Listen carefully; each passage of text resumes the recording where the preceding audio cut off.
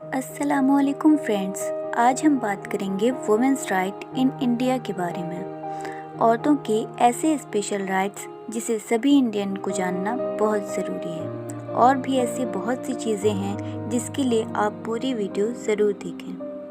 हम एक ऐसी दुनिया में जी रहे हैं जहां औरतों को हर दिन तंग, परेशान, बदतमीज़ी, रेप और किडनैपिंग होते रहते हैं। अगर हम मजहबी नज़रिए से देखें तो जहाँ हिंदू मज़हब में देवियों की पूजा होती है तो वहीं इस्लाम में औरतों का दर्जा इतना बुलंद बताया गया है कि जन्नत को उनके कदमों में रखा गया है। और भी मज़हबों में औरतों की इज्जत करना ही सिखाया जाता है।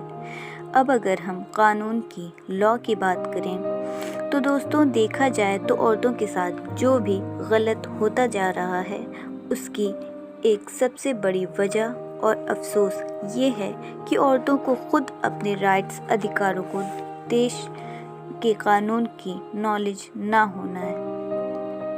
अगर वो अपने राइट्स को जान जाएं, इंडिया में इसके लिए क्या लॉज एंड पनिशमेंट हैं, इसको समझ लें तो वो अपने साथ हो रही गलत चीज़ों के अगेंस्ट एक्शन ले सकती हैं और अपनी मदद के लिए दूसरों के आगे भीख मांगने की भी ज़रूरत नहीं होगी। तो आइए हम जानते हैं कि इंडिया में एक इंडियन वुमेन के पास कौन कौन से राइट्स यानी अधिकार हैं।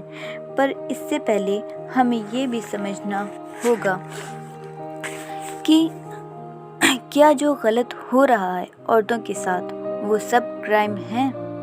तो सबसे पहले हम अपनी ज़िंदगी में चल रहे टाइम को थोड़ा सा रिवर्स करेंगे, फिर गौर करेंगे कि हमारे साथ कौन कौन सी चीज़ें हो रही हैं या होती चली आ रही हैं। दोस्तों, अक्सर ऐसा होता है कि हमारे पेरेंट्स अक्सर हमें हमारी मर्ज़ी की चीज़ों पे रोक टोक करते हैं। ये चीज़ें बच्चों के साथ ज़्यादा होती हैं। मुझे मालूम है कि ये वीडियो सभी देखेंगे जिनमें औरत, मर्द, बच्चे, बूढ़े सभी होंगे। तो मैं उन बच्चों से, या यूँ कह लें कि बच्चियों से ये कहना चाहूँगी कि वो अपने पेरेंट्स को बिल्कुल भी गलत ना समझें। वो हमेशा अपने बच्चों की भलाई के लिए ही बोलते हैं। अगर वो आपको किसी चीज़ के लिए मना करें तो ज़िद करने के बजाय उनकी बात को समझें कि वो क्यों ऐसे बोल रहे हैं और ख़ुद उनसे पूछें। मैं पेरेंट्स से भी यही कहूँगी कि बच्चों को डांटने या मारने की बजाय उनको प्यार से अच्छे से समझाएं, एग्जाम्पल्स के साथ। ये तो ही बच्चों की बात, पर आम तौर पर ये देखा जाता है खासकर इंडिया में कि औरतों के साथ बहुत भेदभाव किया जाता है, फिर चाहे घर में हो या समाज में। समाज में होने वाले भेदभाव को ख़त्म करने के लिए तो कानून बना दिए गए, बट जो भेदभाव घर में होते हैं उनको क्राइम की कैटेगरीज में तो नहीं रखा जाता, बट क्राइम की, अपराधों की शुरुआत भी यहीं से होती है और उसको बढ़ावा भी यहीं से मिलता है। अगर मैं डिटेल्स में बताऊं तो बहुत लंबी वीडियो हो जाएगी, इसलिए मैंने इसको पार्ट्स में बताया है। ये जो वीडियो आप देख रहे हैं ये पार्ट 1 है और इसमें मैं शॉर्टली आपको वुमेन्स राइट इन इंडिया के बारे में बता रही हूँ। दोस्तों, वैसे तो आप सब जानते होंगे, और अगर नहीं जानते तो मैं आपको बता दूं कि इंडियन कॉन्स्टिट्यूशन यानी भारतीय संविधान में औरतों के अधिकार, हक की बात की गई है अलग अलग बेसिस पे। और जो हमारे फैमिली लॉ, जिनमें हिंदू लॉ और मुस्लिम लॉ हैं, उसमें भी कुछ कानून ऐसे हैं जो औरतों के हक की बात करते हैं। फैमिली लॉ के प्रोविज़न्स मैं आपको नेक्स्ट पार्ट में समझाऊंगी। अभी हम ये जान लें कि women's rights in India, Bharat में महिलाओं के अधिकार मुख्यतः कौन कौन से हैं। इंडियन कॉन्स्टिट्यूशन के आधार पर इंडियन वुमेन्स के पास 12 राइट्स या हक हैं। पहला है women's right against domestic violence, घरेलू हिंसा के खिलाफ औरतों के हक। सेक्शन 498A ऑफ IPC, भारतीय दंड संहिता की धारा 498A प्रोटेक्ट करती है, हिफाजत करती है उन औरतों की जो बीवी, औरत, लिव इन पार्टनर या एक औरत जो घरों में रहती हैं, जैसे कि माँ की, बहनों की, इन सब की हिफाजत करती है घरेलू हिंसा से, चाहे वो मौखिक तरह से मतलब कि बोलकर हो रही हो, आर्थिक हो, पैसों को लेकर, प्रॉपर्टी को लेकर, या भावनात्मक यानी कि आपके जज्बातों को लेकर, या फिर यौन हिंसा। ये सब इसमें शामिल है।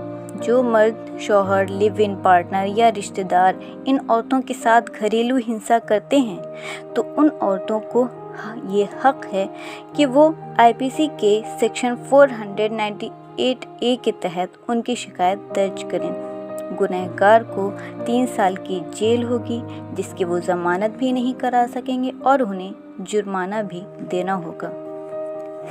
दूसरा है women's right to dignity and decency, औरतों को गरिमा और शालीनता का हक।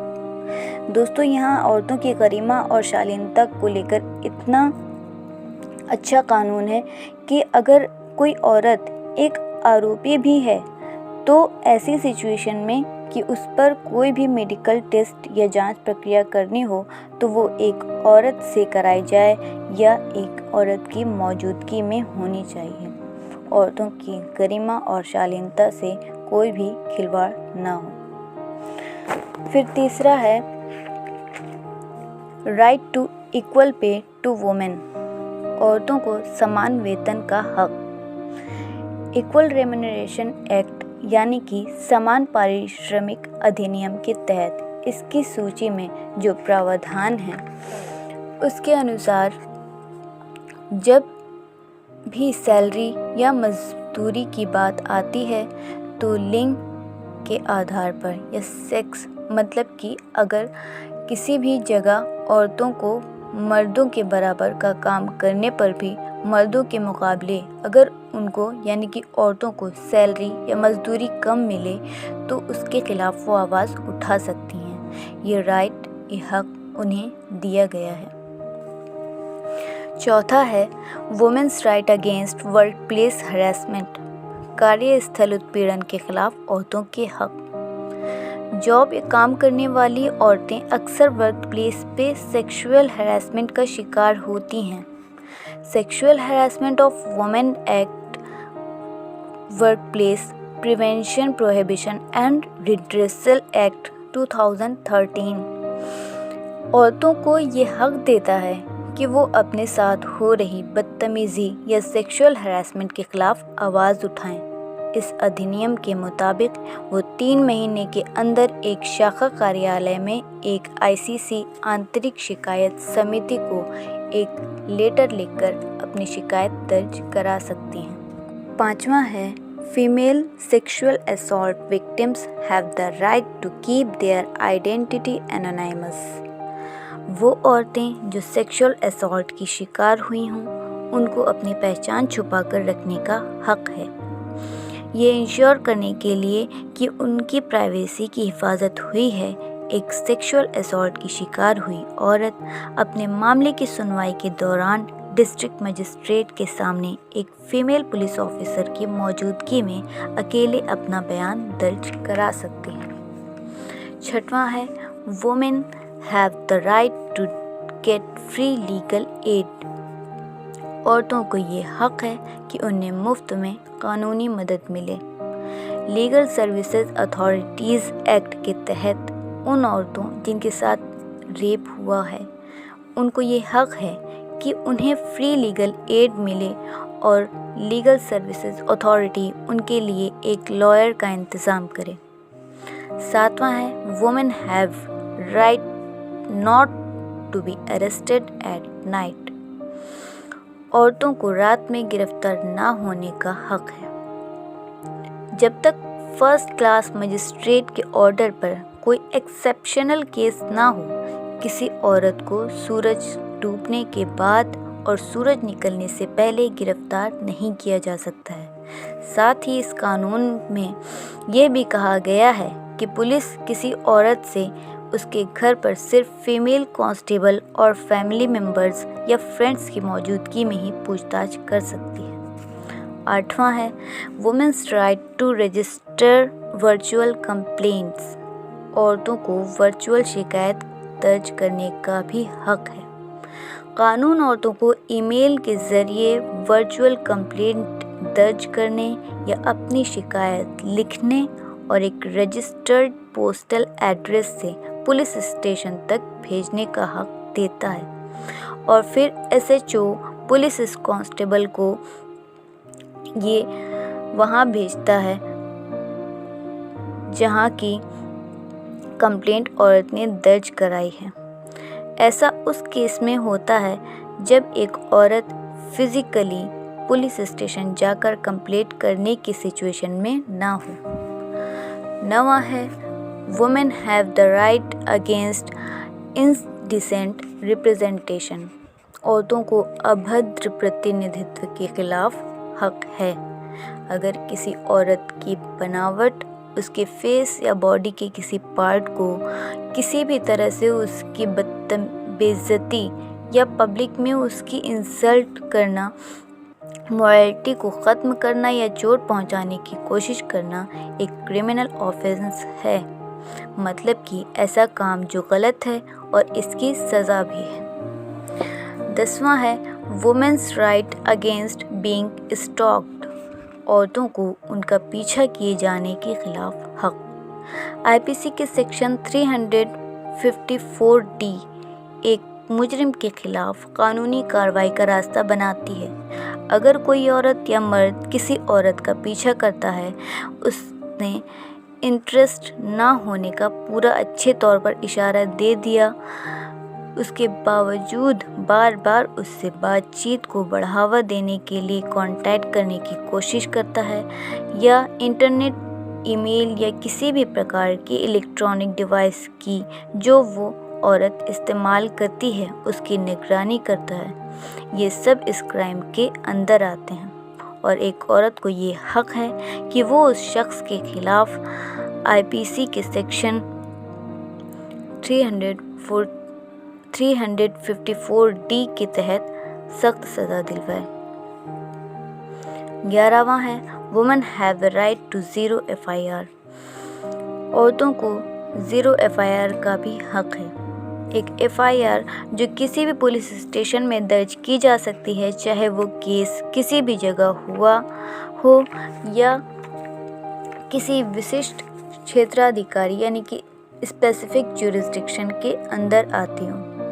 ज़ीरो FIR को बाद में उस पुलिस स्टेशन में ट्रांसफ़र किया जा सकता है जिसके ज्यूरिसडिक्शन और अधिकार क्षेत्र में मैटर या केस आता है। ये फैसला सुप्रीम कोर्ट ने विक्टिम का टाइम बचाने और गुनहगार को बच निकलने से रोकने के लिए पारित किया था। तो दोस्तों, आज की वीडियो में बस इतना ही। आगे नेक्स्ट वीडियो में मैं आप सबको फैमिली लॉज के अंदर औरतों के कौन कौन से हक हैं जो 90% औरतें नहीं जानती हैं, उसके बारे में बताऊंगी। और जाने से पहले एक चीज़ ज़रूर कहूँगी कि आप अपने हक को जानें और दूसरों को भी ज़रूर बताएं। मेरा यहाँ आने का सिर्फ एक ही मकसद है कि लोगों को उनके राइट्स के बारे में पूरी जानकारी हो और लाचार, बेबसों और अगर जुल्म हो तो वो उसके ख़िलाफ़ आवाज़ उठाएं। अगर आप अपने और भी हक जानना चाहते हैं तो मेरे चैनल के साथ जुड़े रहें। यहाँ सिर्फ एक रिलीजन, एक कास्ट, एक जेंडर या एक स्पेशल कैटेगरी पे बात नहीं होती। यहाँ सबके बारे में बात होती है, सब एक बराबर हैं। ओके फ्रेंड्स, अल्लाह हाफिज़, थैंक यू।